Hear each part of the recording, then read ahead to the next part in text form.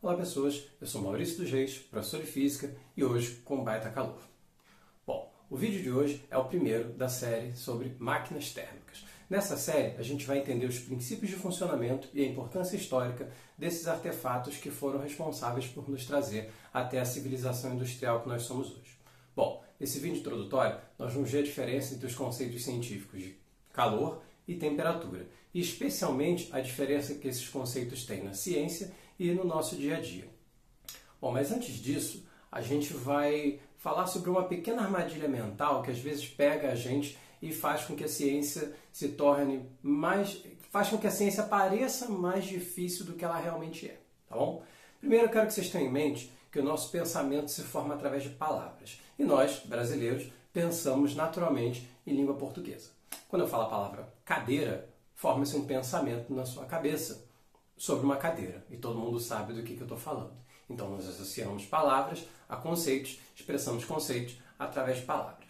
Ocorre que na ciência, muitas e muitas ocasiões, às vezes a palavra antecede o conceito. Isso significa que muito antes da palavra do conceito científico existir, aquela palavra já significava outras coisas, muitas vezes em contextos parecidos, e isso faz com que culturalmente a gente carregue de geração em geração uma série de conceitos que parecem científicos, que utilizam as mesmas palavras que a ciência, mas que não são os conceitos físicos, tá bom? Isso é especialmente perigoso no conceito de calor e temperatura e gera um monte de confusões. Para vocês visualizarem o que eu estou querendo dizer, basta você imaginar que se um dia você estiver com muita fome e quiser, por exemplo, chupar a manga, você não vai chupar a manga da camisa, certo? Você não corre o risco de chupar a manga da camisa porque, apesar de manga da camisa e manga, fruta, serem expressos com a mesma palavra, os contextos em que essas palavras estão sendo usadas são ridiculamente diferentes. O mesmo você precisa ter em mente para o calor e para a temperatura. Às vezes a gente fala calor num sentido, no dia a dia, mas na física ele significa outro. Às vezes a gente fala temperatura num sentido no dia a dia, mas na física ele significa outra coisa. Temperatura. Já reparou que a palavra temperatura se parece com a palavra tempero? E que a gente, inclusive, usa o termo temperado para falar sobre um determinado tipo de clima? Pois é, pensa bem. O que é uma comida estar temperada? É ela estar salgada? Não. É ela estar apimentada? Também não. É ela simplesmente estar agradável. Bom, o mesmo vale para a temperatura na origem da palavra. A origem do conceito de temperatura, e a gente inclusive carrega um pouquinho desse conceito no nosso dia a dia até hoje, era entender se uma determinada coisa ou um determinado clima é muito quente ou é muito frio. Para medir o quanto algo está quente ou quanto algo está frio, a gente criou lá atrás o conceito de temperatura. Bom, se pensamos em medir alguma coisa que está quente ou alguma coisa que está fria e ver o quanto ela está quente ou fria, a gente precisa de parâmetros confiáveis. Especialmente, a gente precisa de algum fenômeno que não dependa, por exemplo, da percepção do nosso tato, porque simplesmente sensação de quente ou frio é algo muito, muito relativo, tá bom? Então, quando é que foi possível, de fato, medir isso um pouquinho melhor? Isso começou a ser possível com a invenção dos primeiros termômetros. Isso foi possível, além disso, com a descoberta de que certas temperaturas na natureza são fixas. Por exemplo, a escala de temperatura, a escala de medida de quanto algo está quente ou frio, mais utilizada até hoje e a mais importante da nossa história, foi o grau Celsius. No que o grau Celsius se baseia? Ele se baseia na temperatura de fusão da água e na temperatura de ebulição da água na pressão atmosférica ao nível do mar. A ideia é dizer o seguinte: o quanto algo está quente ou frio comparado com a água virando gelo, que é algo claramente frio, e a água fervendo, que é algo claramente quente. E aí a gente diz que a temperatura da água virando gelo é 0 e que a temperatura da água virando vapor é 100. Pega um termômetro, calibra ele com essas duas temperaturas, divide em 100 partes iguais e aí a gente mede as várias temperaturas dos vários objetos e vários sistemas, comparando então com a água virando vapor e a água virando gelo. Repare que isso não mede de fato uma grandeza física, isso compara algo com alguma coisa. Isso compara algo com a água, por exemplo. Então, quando a gente fala que a temperatura do nosso corpo é 36 graus Celsius, a gente não está medindo de verdade um conceito físico, uma grandeza física. O que a gente está fazendo é dizendo: água virando gelo é 0, água virando vapor é 100. Nesse meio do caminho, o nosso corpo está no 36. Tá bom?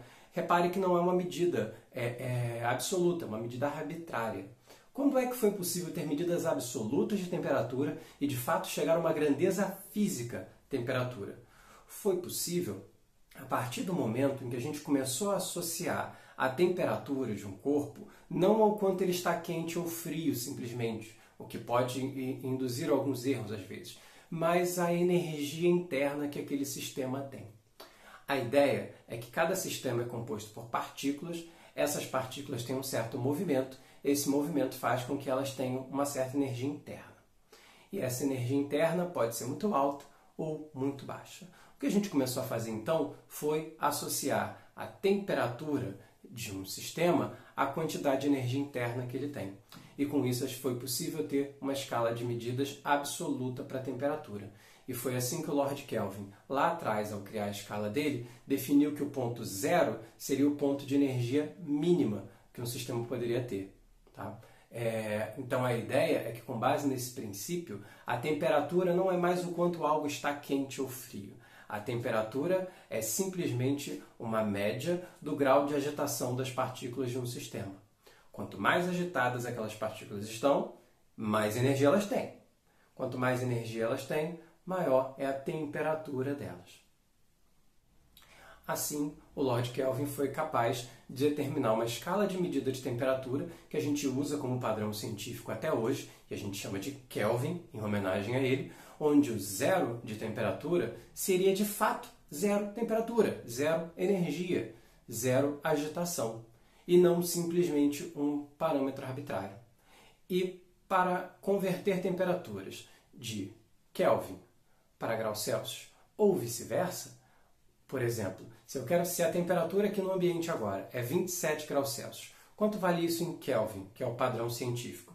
É algo absolutamente simples de se fazer. Se você quiser descobrir qual é a temperatura em Kelvin de um sistema, basta você pegar a temperatura dele em graus Celsius e somar 273. Calor. Bom, como a gente acabou de ver, a temperatura de um sistema é o grau de agitação das partículas desse sistema. Esse grau de agitação tem esse determinado nível porque essas partículas têm um certo nível de energia. Pois bem, tendo isso em mente, vamos tentar visualizar o que está acontecendo microscopicamente quando dois objetos com temperaturas iniciais diferentes, por exemplo, se tocam. No mundo macroscópico, aqui em cima, quando a gente mistura dois objetos, dois sistemas com temperaturas diferentes, por exemplo, colocando leite no café, leite gelado no café quente, a gente observa que no final eles vão se encontrar à mesma temperatura. Isso é o que a gente chama de equilíbrio térmico. Agora, tendo em mente o que é a temperatura, o que é aquela energia interna, vamos visualizar o que está acontecendo. O que está acontecendo é que o café tem um nível de agitação muito alto, as suas partículas têm muita energia. O leite tem um nível de agitação muito baixo, as suas partículas têm pouca energia. O que acontece quando eles são postos em contato é que o café vai perder energia, logo ele vai esfriar, o leite vai ganhar essa energia, logo ele vai aquecer, até que ambos se encontrem no equilíbrio térmico. Pois bem, reparem que alguém perdeu energia, alguém ganhou energia. Essa energia que é perdida, essa energia que é ganhada, essa energia em trânsito, a gente chama ela de calor na física. Então, calor, como um conceito físico, é o nome que a gente dá para a energia térmica quando ela está em trânsito entre dois sistemas. Por exemplo, quando a gente toca um objeto quente num objeto frio. Para que eles cheguem no equilíbrio térmico, eles trocam calor. Reparou que calor na física significa algo totalmente diferente de calor no nosso dia a dia? Quando a gente fala assim, porra, hoje em dia está um calor danado, né? A gente está falando de uma sensação. Então, calor no nosso dia a dia normalmente significa uma sensação, algo que eu estou sentindo. E de fato eu estou sentindo mesmo nesse momento. A gente vive no Rio de Janeiro, né? Bom, pelo menos eu, né? Não sei você. Provavelmente. Então, calor na física não é uma sensação, é uma forma de energia. É o nome que a gente dá para a energia térmica quando ela está em trânsito. Repare que são dois contextos totalmente diferentes, tão diferentes quanto a manga-fruta e a manga da camisa.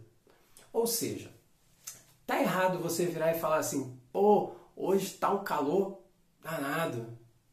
É errado falar isso? Bom, se tiver calor, não é, né? Se de fato tiver calor, nesse dia, não é errado. Se de repente você estiver num ambiente com menos 10 graus Celsius, aí você falar que está calor, né? É uma certa forçação de barra. Agora, não tem problema nenhum você falar calor para dizer respeito a uma sensação. Você só tem que ter em mente que essa palavra na física significa outra coisa. Calor na física significa energia térmica em trânsito. A gente não pode, por exemplo, dizer que o café estava muito quente porque tem muito calor ali dentro. Por quê? Porque a gente só usa a palavra calor para falar da energia em trânsito. Se a gente fala assim, o café está quente porque tem muito calor lá dentro, isso não rola. O que rola é você dizer, o café está quente porque as partículas dele estão muito agitadas, tem muita energia interna.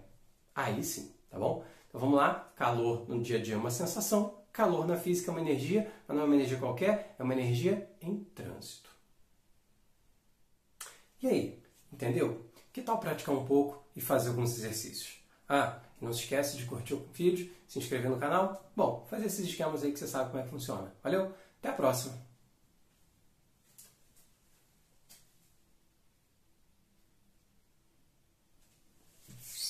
Achou que eu não ia falar do Fahrenheit, né? Beleza, vamos lá.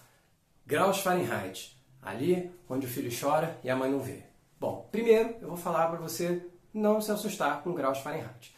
Quando a gente vê os graus Fahrenheit pela primeira vez, essa escala de temperatura, parece que a temperatura de fusão da água e de ebulição da água são dois números completamente aleatórios. A fusão da água é 32 graus Fahrenheit e a ebulição da água é 212 graus Fahrenheit. Isso faz com que as contas, para converter de graus Celsius para Fahrenheit, sejam um pouquinho complicadas, um pouquinho esquisitas. Bom, vamos lá, vamos devagar. Primeiro, esses números não são aleatórios. É simplesmente o Fahrenheit, quando ele criou a escala dele, ele não baseou a escala dele na fusão e na ebulição da água, baseou em outros processos. Além disso, a escala Fahrenheit ela até teve uma importância histórica muito grande em países onde o inverno é muito rigoroso, especialmente numa época de pouco ou quase nenhum acesso à educação pela população, em que expressar temperatura com números negativos seria um complicador a mais no dia a dia das pessoas. Então, os graus Fahrenheit, essa escala Fahrenheit, chegou a ser razoavelmente usada por um certo tempo. Mas hoje não. Hoje pouquíssimos países no mundo utilizam essa escala. De país economicamente relevante no mundo, apenas os Estados Unidos utilizam essa escala como escala única de medida de temperatura, e isso faz com que ela não seja tão relevante para a gente assim aqui no Brasil. Inclusive, nas provas de vestibular e na prova do Enem, é cada vez mais incomum cair conversão de escala para graus Fahrenheit, até porque converter escala de temperatura de um para o outro não é algo que tenha um significado físico tão profundo assim que seja relevante você estudar com muito afinco. Não é algo que te acrescenta para entender a natureza, tá bom? Bom, isso significa que a gente pode comemorar, que a gente, oh, maravilha, não vai cair graus Fahrenheit, a minha vida vai ser uma moleza daqui para frente? Não. Isso significa que pode cair algo pior. O que é muito comum cair em conversão de temperatura não é os graus Fahrenheit, não é o Kelvin, ambos sendo convertidos para graus Celsius ou entre si. É muito comum, não é tão comum assim, mas é muito mais comum do que Fahrenheit, cair nas provas de vestibular e Enem o que a gente chama de escalas arbitrárias. Significa que a banca da prova elabora uma escala do nada e pede para você converter de uma escala conhecida, como por exemplo grau Celsius, geralmente é o grau Celsius, para essa escala qualquer que eles acabaram de criar. Parece complicado, parece esquisito, mas não é, é bastante simples. A gente vai ver isso muito melhor na hora que chegar nos exercícios. Então, na live de exercícios, a gente vai ver como é que faz isso direitinho. Mas na prática, você vai resolver esses problemas usando a boa e velha regra de 3. Inclusive, esse método que a gente vai ver lá na live de exercícios é o mesmo método que você vai poder usar, por exemplo, se um dia calhar de a escala Fahrenheit aparecer na sua vida. Agora sim, até a próxima.